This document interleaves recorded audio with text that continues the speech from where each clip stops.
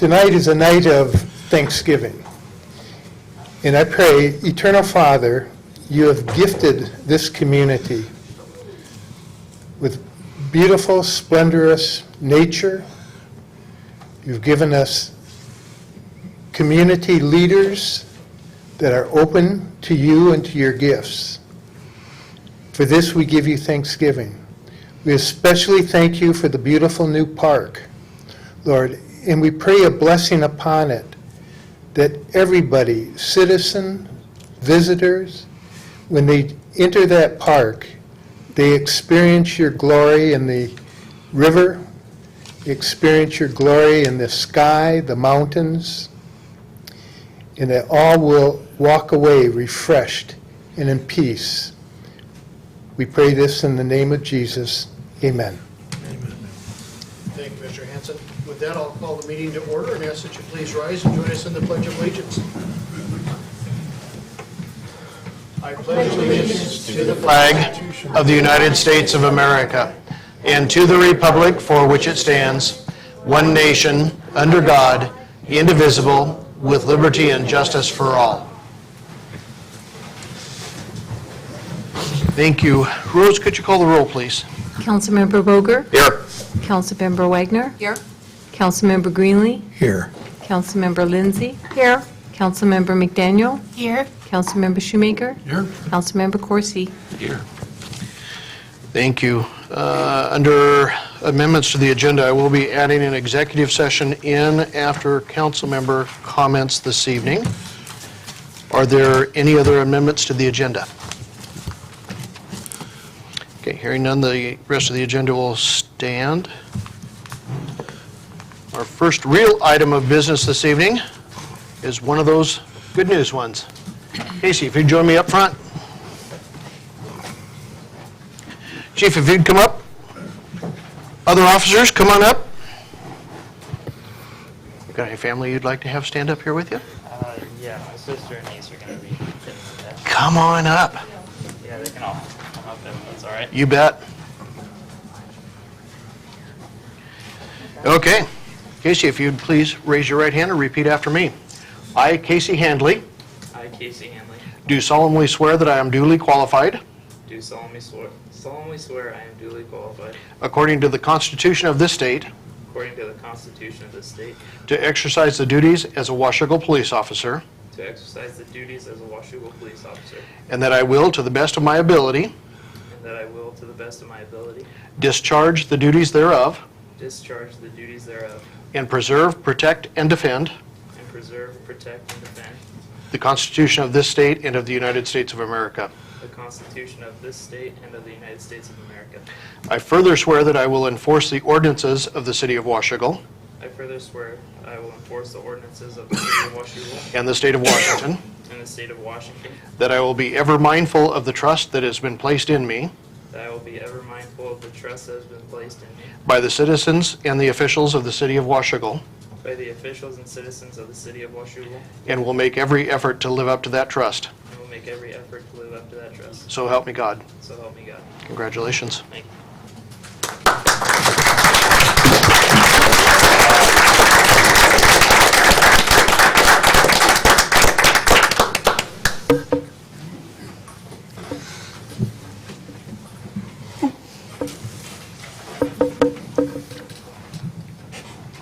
We're going to have you sign that one.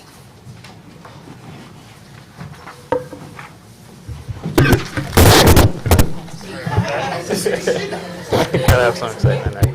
Dad, come on in. That's right. That's absolutely right. Yeah.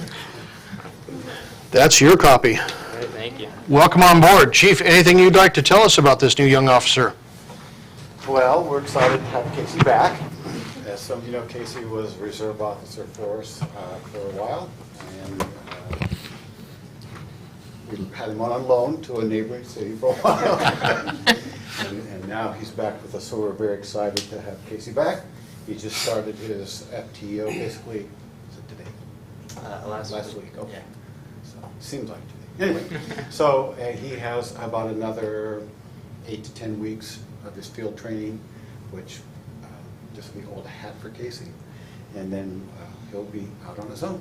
So, and now we'll be fully staffed. I think it's the first time in over 3 years that we've had all hands on deck. So, very happy to have Casey with us. Excellent. Casey, anything you'd like to say? Just really happy to be back. This is where I've wanted to be since I was young, so it's good to finally be here. Full time.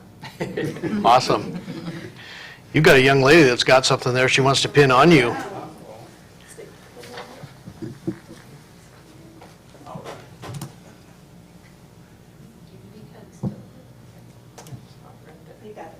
Good job. Awesome. Congratulations again. We're done. We're done. Thank you.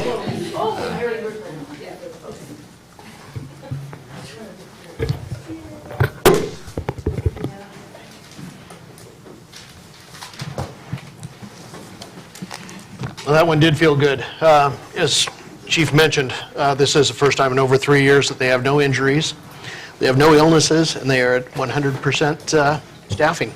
So that's a good thing. With that, we move into proclamations. I've got 3 proclamations this evening. I've asked Congresswoman. Wow! Awesome! That's not in the budget.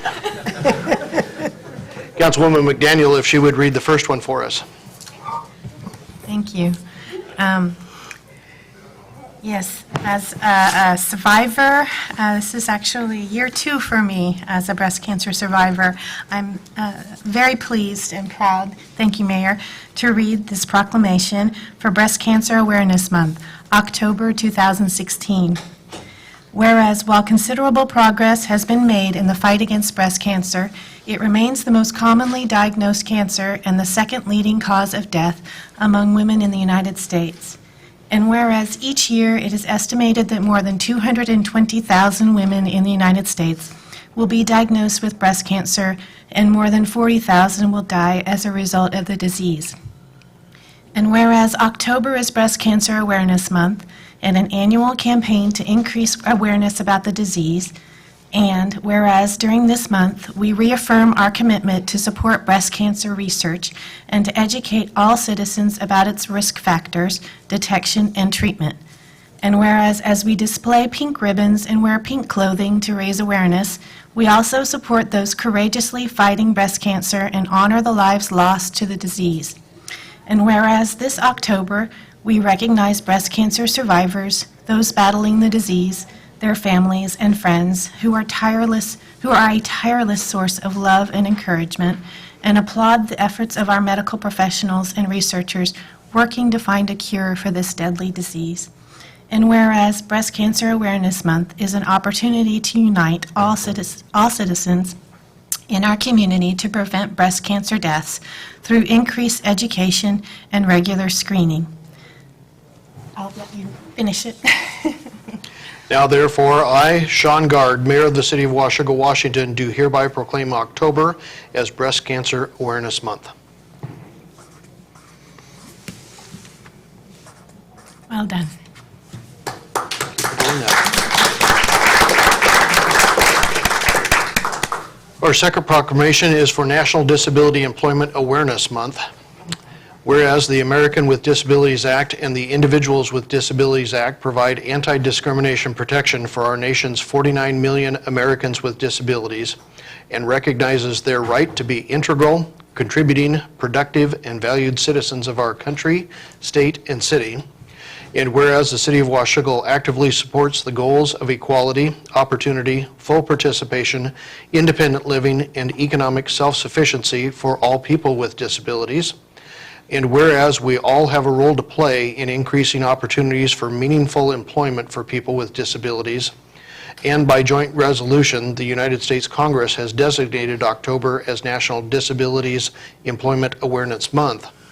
And whereas the theme of this year's Awareness Month is "My Disability is One Part of Who I Am," in order to raise awareness of disability employment issues and honors the contributions of America's workers with disabilities. Now, therefore, I, Sean Gard, Mayor of the City of Washougal, do hereby proclaim October 2016 as National Disability Employment Awareness Month and call on all citizens of all ages to join in reaffirming our community's determination to fulfill the letter and the spirit of the American with Disabilities Act.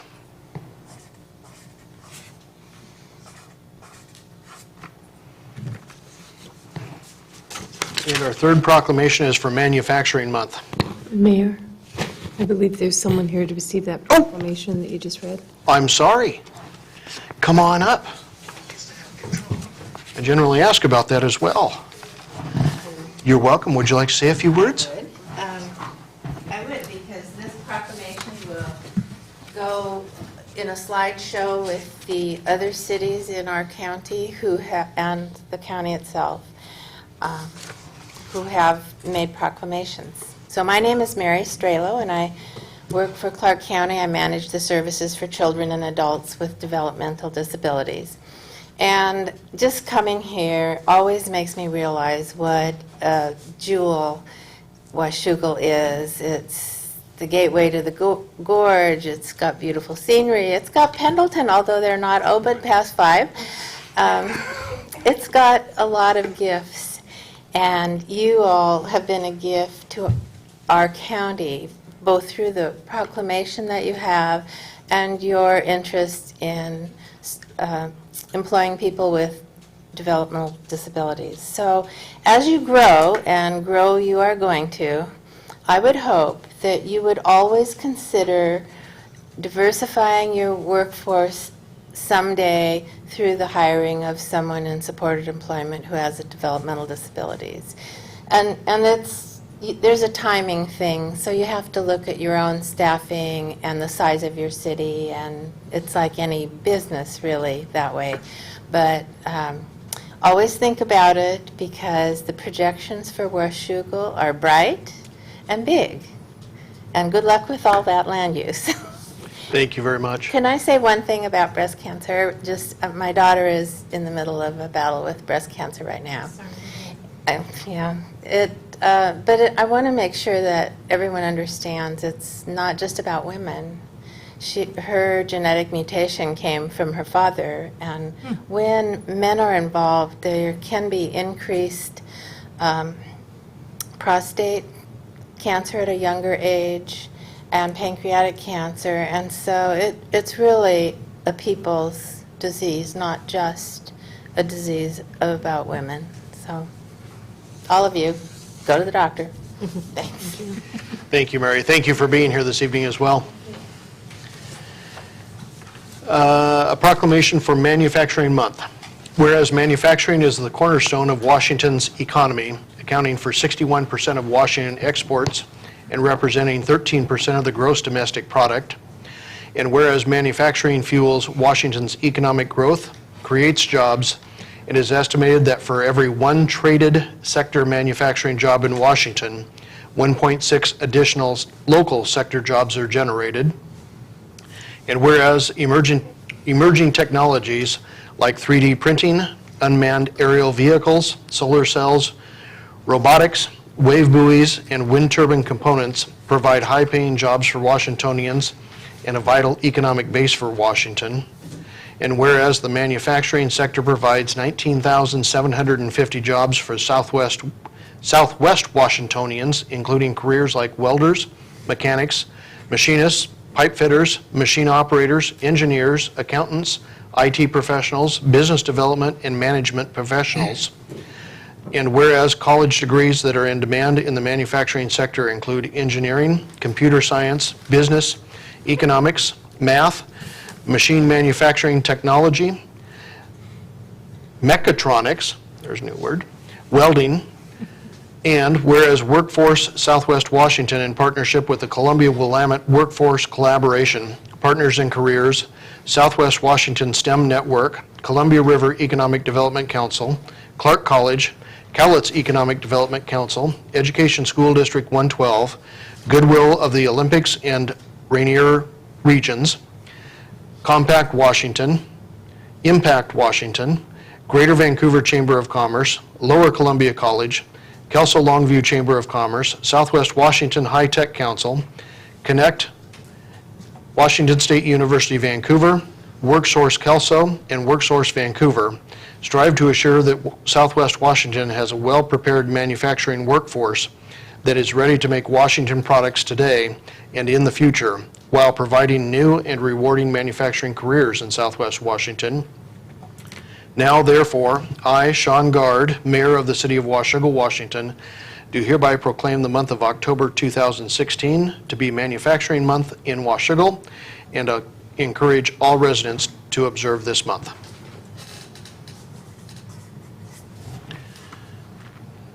I don't think we've got anybody here to collect this one this evening.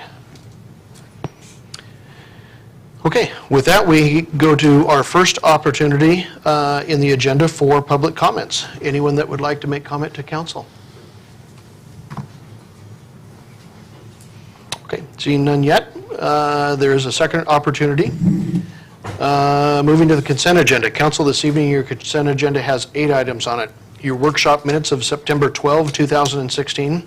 Your council minutes of September 12, 2016, your accounts payable totaling $430,245.58, your payroll claims totaling $202,059.24, Agenda Bill 72-16, an agenda bill setting a public hearing for community development block grant sidewalk projects, Agenda Bill 73-16, an authorization for the mayor to sign a professional services agreement with Berger ABAM for the Town Center Transportation Plan. Agenda Bill 74-16, an authorization for the mayor to sign a professional services agreement with Mall, Foster, and Alongi for the Schmid Family Park Environmental Services. And Agenda Bill 75-16, an authorization for the mayor to sign an interlocal agreement with Clark County regarding a records management system. Council? Mr. Mayor, I ask unanimous consent that the consent agenda be approved as read. See no objections, so ordered. Brings us to Agenda Bill 76-16, an emergency utility assistance request.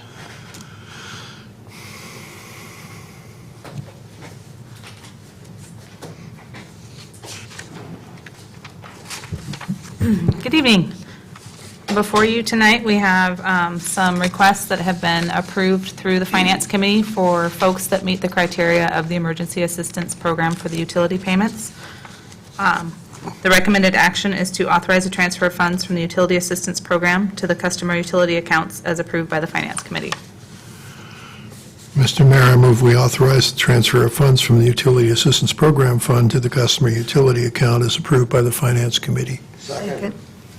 I've got a motion and a second to authorize the transfer of funds from the Utility Assistance Program Fund to the customer's utility account as approved by the Finance Committee.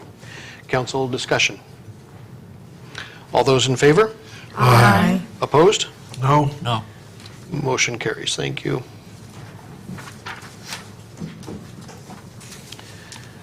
Agenda Bill 77-16, a public hearing regarding the Woodburn Hill Sub-Area Development Moratorium. Good evening, Mitch.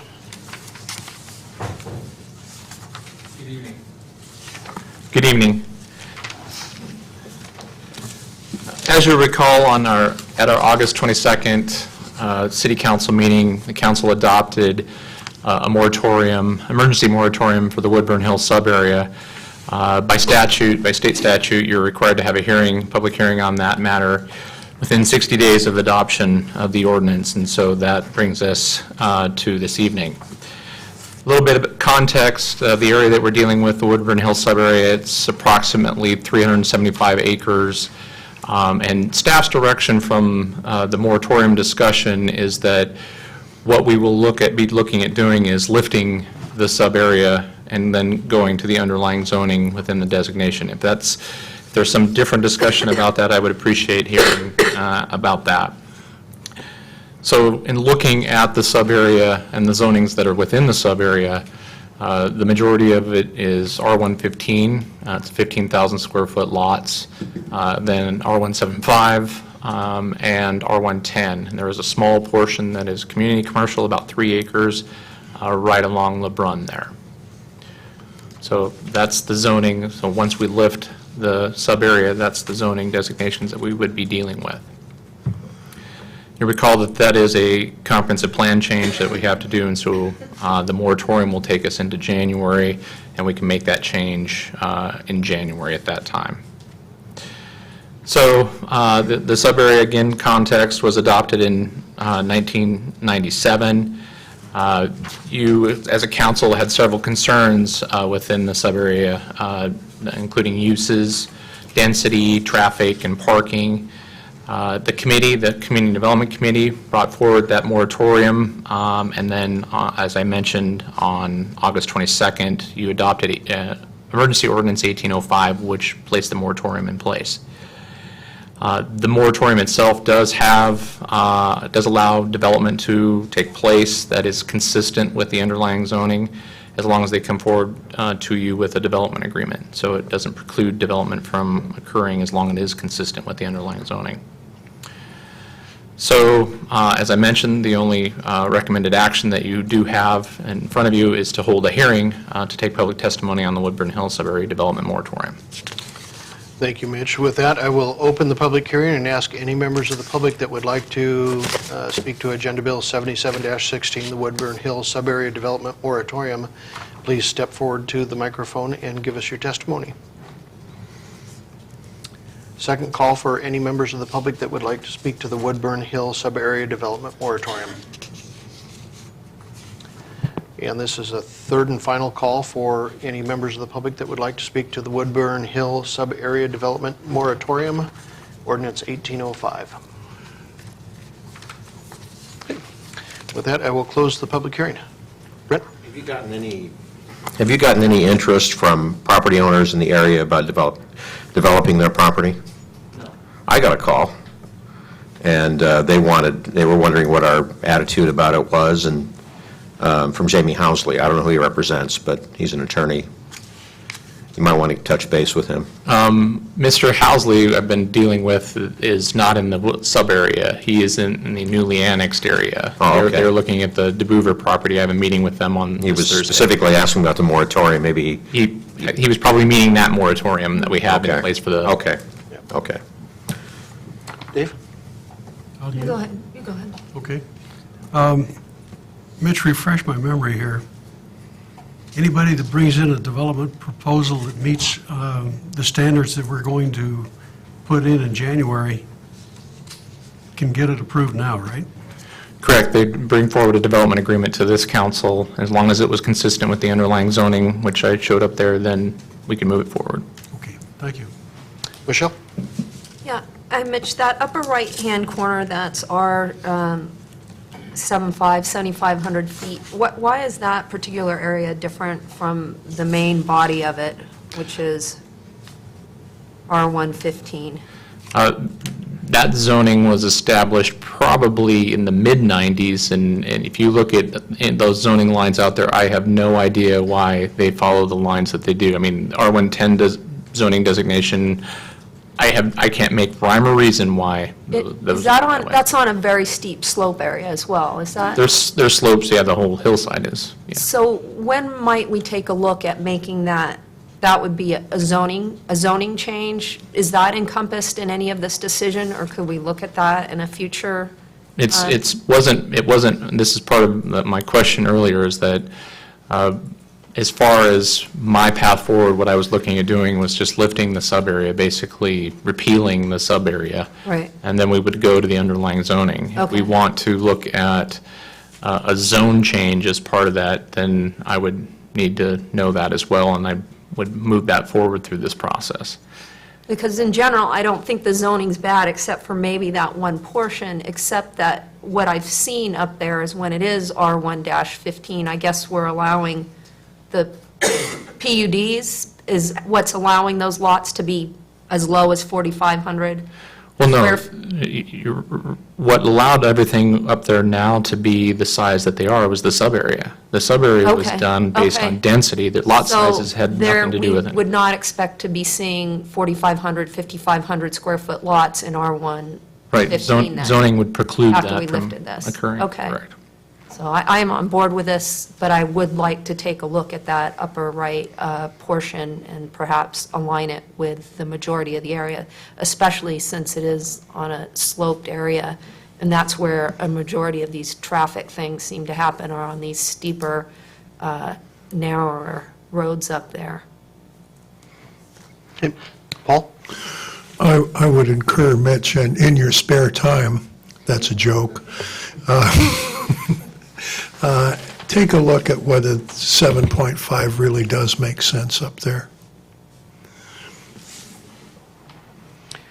Any other items from council? Okay, moving to Agenda Bill 78-16, 2016 budget amendments.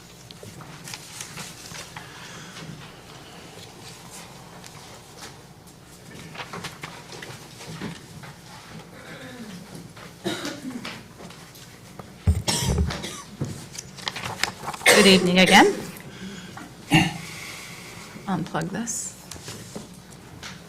No. So before you tonight, I have a 2016 budget amendment that we discussed at workshop, and I've attached to the agenda bill how the ordinance will be moving forward to make the adjustments that are listed in the attachments for the various funds, the cemetery fund, the general fund, creating the parks capital fund, correcting the debt payments for the utility fund, fixing the REIT accounts, fixing a prior period purchase for the ER&R fund, transferring the low-income money that was already approved earlier in the year, correcting the facilities capital account as the project costs were higher in 16 versus 15, and then the emergency repairs to the equipment and chambers in the PEG fund.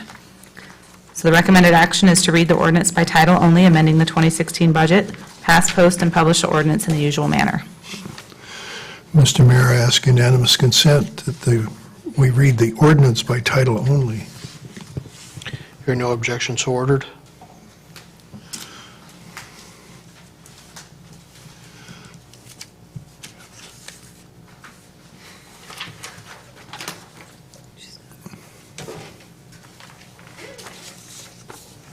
Mr. Mayor, shall we proceed? Yes, please.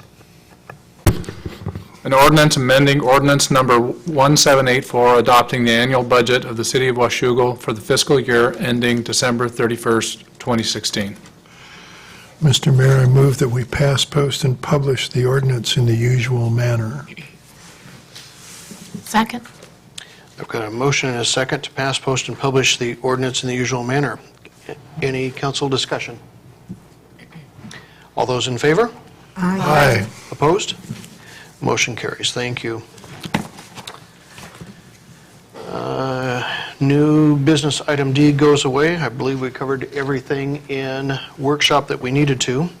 So we're back at the second opportunity for any members of the public that would like to address council. Okay. Under Mayor's Report, I've got three items for you. One, thank you to all of the members of the council that were available to be at the Washougal Waterfront dedication, the park dedication this last Friday. It was tremendous to see so many people that were out there, but it didn't surprise me at all given the setting and what has been produced down there and the good information that's been going out on that lately. So thank you very much for being there. Prior to that activity that day, we also had the Joint Transportation Committee of the state legislature here in town. We were at a reception, a few of us, the evening before for them. They were down here for a couple of days of tours along with a lot of staff. If you can imagine a bus that had, let's see, I think there were only 5 members of the 8-member committee on the bus, but it was a bus of 27 people. Only government can make ourselves grow that large. But they ended their tour here in Washougal, down at 32nd and in Main Street, primarily to look at, number one, our crossing there and take some look at the road rail conflict that we have with that process, but also for a little bit of an explanation from our staff on our quiet zone that we have throughout the entire city. Believe it or not, we all know about that, but I am still shocked at how many people throughout the state, other cities and communities that have the railroad going through them, that have no idea what a quiet zone is. So the state legislature is trying to remedy that and try and make sure that other communities know about the availability of being able to do that, even though they can be expensive. And my thanks to the staff, to David, Trevor, all of his staff, and certainly to Rose for what they put together for the Transportation Committee here in the community and here at City Hall. I believe they even left again after a restroom break. They managed to get back on their bus going to Olympia with some gift packs and some refreshments and a few other things into some bags to take with them. So thank you very much for doing that. Some items for your upcoming calendars. This Friday and Saturday, we have Oktoberfest downtown. You as a council have some part in that, our tourism dollars have helped to fund a portion of that. So this year it's at Reflection Plaza, completely different than in past years. It's family friendly, larger. For kids 12 and under, we are also providing free entry into the area. Families are allowed in there from 4 in the afternoon until 8 o'clock in the evening. But the littler people, 12 and under, also get to eat for free that evening, both of those evenings. Upcoming items, October 6th, Thursday, October 6th, 3:30 in the afternoon, we have a little ceremony at the Schmid Family Park taking place. Any council members that can make it there, would be awesome to have you there. We will have the Schmid family there. We'll have Commissioner Bolt here, Chairman Bolt from the County Commission. If any of you have driven past there in the last few days, you see that our staff and some assorted other help have done a huge effort cleaning all that area up, removing some of the fencing, bringing in some other items. So you've got another couple of days of good weather before the rain moves back in. There's a parking lot there. If you would like, it's all been mowed down and cleaned up. All the blackberry, well, I shouldn't say all the blackberries. Awful lot of the blackberries are gone. And if you'd like to visit that, it is now your park. You have entry into there, and there's a parking lot awaiting you. But again, we'll do a small ceremony with the family and the county commission there on the 6th at 3:30. And then on Saturday, October 8th at 2:30 in the afternoon, we also have a ceremony doing some recognition down at the pump track, the bike pump track down at Hamlet Park. So we certainly would encourage any council members that can be there on the 8th at 2:30. That would be very appropriate as well. That's what I've got. Council members, Brent? Enjoyed the park dedication. It was a very good ceremony and event afterwards. A lot of fun, a lot to be proud of in our community. And I will also be at Oktoberfest on Friday, and I'm planning to be at the Schmid Park dedication as well. Michelle? Yes, I enjoyed the waterfront dedication as well, and I just wanted to thank you, Mayor, for the comments you made during your speech. I thought it really set the bar for what we're looking for as a city with what you said, and making the folks that come in to do further projects somewhat accountable for what we're looking for as a city, and I really appreciate that. The 6 October meeting ribbon cutting meeting at Schmidt is, it's also in tandem with the Parks Board meeting, which will be at 3:30 as well. I'm sure they'll do the ribbon cutting first, but I made a mistake in saying, Rose, the lady who I had talked to, who was interested in coming to some of the Parks Boards, I couldn't find her name on the agenda. I had told her that all of the meetings were on Wednesday at 3:30, but we're changing over to Thursdays now at 3:30, and I didn't know if there was a way to find her name out or not. I think this is the first beginning of it. This will be the first one? Yeah, the first one will be this, the 6th of October. And also, I just wanted to say thanks to all the positive comments and engagement I've gotten over the last couple of weeks. A lot of times we hear a lot of the things that people aren't happy with, but the last couple of weeks I've been hearing a lot of people very happy about things that have been transpired in the last 2 weeks, and I just wanted to let them know thanks. It motivates me and makes me want to be thorough in what I do, and really support their will on a lot of these issues as an elected official. That's it. Thank you. Paul? I was sorry to have missed the trail dedication, but I was in Bend, so I can't be too sorry. Had almost 2 weeks in Bend. It was wonderful, and it was fascinating. As we came back, my wife and I both started talking about how green it is here as opposed to brown there, and how glad we were to be back home and how much we feel at home in Washougal. I will be at the Schmidt Fields. I will try to be, actually, I will have to miss Oktoberfest. I will be in Seattle. The oldest daughter-in-law and her husband and new child have a new home they're moving into, so Poppy is supposed to bring a tool set.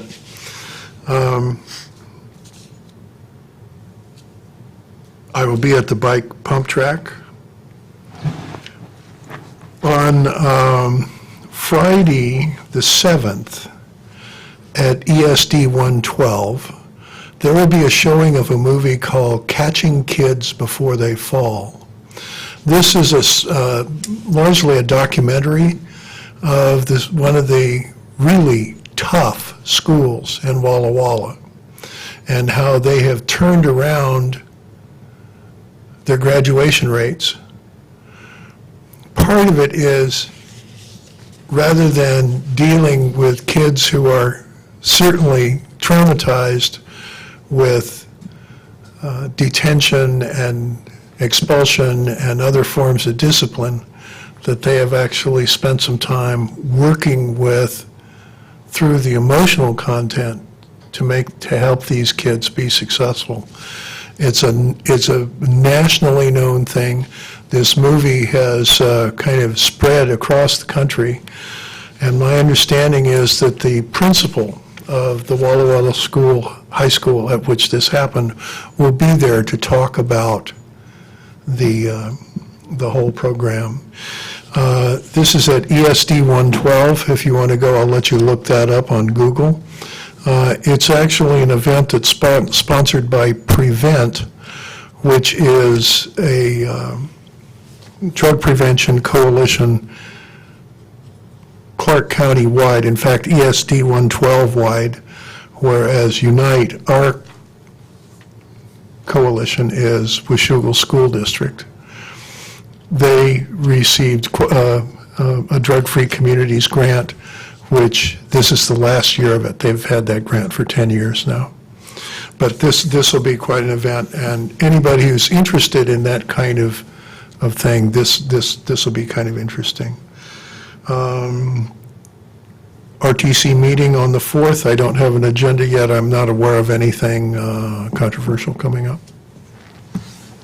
Joyce? I too attended the dedication of the trail, and I was very pleased.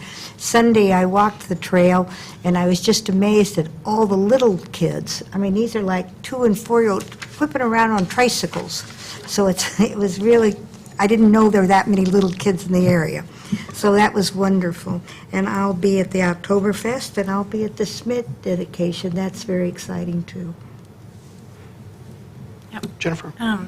In my role as C-TRAN representative for the city, I just wanted to pass along that I received word that the Washougal School District has approved their Youth Opportunity Pass agreement with C-TRAN. So students who qualify, low-income students, will receive free Youth Opportunity Passes to ride C-TRAN buses. It's unlimited and it's every day. So that's a great thing. I'm also pushing as a board member for that to be expanded to all students in the school districts within Clark County, because I think that would encourage kids in the high school age group to ride public transportation and set them up for success once they graduate and go on to college, and they'll be introduced to riding public transportation. So I'm pushing for that, and also pushing for the addition of potentially a C-TRAN bus stop near the high school, both in Camas and Washougal. So as far as calendars, there was one thing that hasn't been mentioned. On the 29th, there's a Staggerwald Habitat Project update at 5440 Brewing at 3:30. 3:30 is what Missed I have written. What now? I have 3:30 written. Yeah. Yeah. 3:30, yeah. So that should be interesting. And I have a lodging tax meeting that day also for the lodging tax group. Revenues are doing well there, as you know. Let's see. Covered the Oktoberfest. I think there was one more thing. Nope, that was it. Thank you. Okay. Dave? Nothing tonight, Mr. Mayor? Okay. Dan? I was at the waterfront dedication, and I appreciate your comments there. It was great. The whole thing was really great. And I continue to get all kinds of comments, not just from people that live here, but from people outside the area, which are coming here because of the pictures that get posted. And there's a lot of interest, and so they keep following that. So it's going to be quite a draw as things progress or whatever. So that's a great thing. Let's see. Also, I was contacted by a couple of people for a neighborhood group down on A Street that wanted to know about progress of the trail there. I directed them to Mitch's office, and they'll go from there. And I'll also be at the Smith Field. Great. Thank you. One item that I didn't mention, because it happens after our next council meeting on the 10th, but on the 11th, since it's on the heels of that, and I'll send out more information on this as well, all 8 mayors of Clark County are holding a candidate forum for our state representative and senator races in the 17th, 18th, and 49th. So it's on the October 11th, 6 o'clock in the evening. It's over at the Battleground Community Center. And this is one where we would like to have as many elected officials as possible be there, local elected officials from the cities. We've gotten a tremendous response, so it's not going to be the shortest of forums you've ever been at, but it's going to be extremely fast-paced.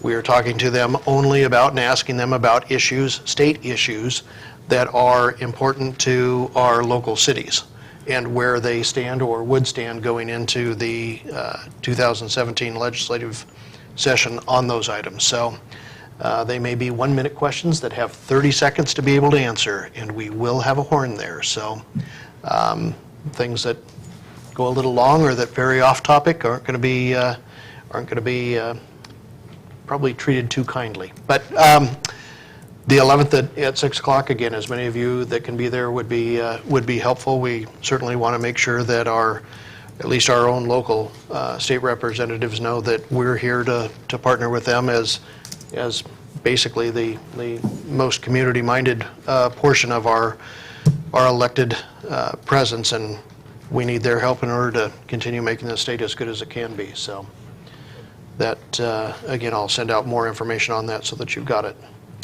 With that, I believe we will break into executive session regarding possible litigation. I'm going to guess at this point we might be about 20 minutes, so we'll call it 20 minutes at least to start with possible action to follow. So.